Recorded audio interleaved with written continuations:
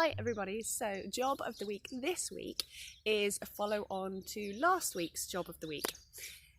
We've finished this part of the fruit hedge, which is against the road, which you will hear because the cars will go past in a minute, and we've edged a good lawn path which I'm really happy with. It's turned out really nice, and what we are now going to do is follow the path around the corner and put some more definition into the design by continuing with the sweep of the path to mirror the bed that's already edged for the wildlife patch and the little copse.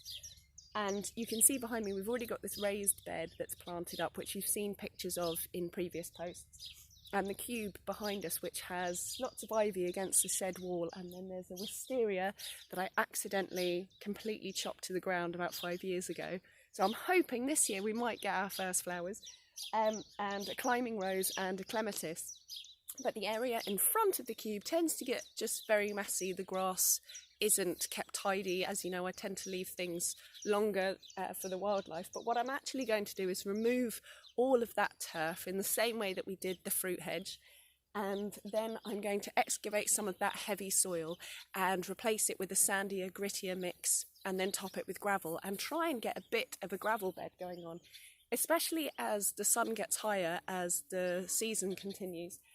This patch actually gets sun for pretty much all of the day, so I'm hoping it will be a good place to relocate some of the grasses in my garden. The ornamental grasses find my clay, although it's not particularly heavy, it is still clay, and they find that a bit of a struggle over winter, so they're not putting on the growth I would like, and I think they could look better in a better location. So I'm going to try and move them there, and then I'm going to supplement our pollinators patch, which is behind me, where that small child is, and grow some more oreganos and perhaps thymes, because they will do well in the poorer soil. And the oreganos in particular, the pollinators are always all over when the sun hits them, and it will make that a nice, fragrant, delicate spot to live with. They're also pretty tough. The ornamental grasses are a bit more delicate, but the ones I'm growing are fairly low growing anyway, and the oreganos are really tough.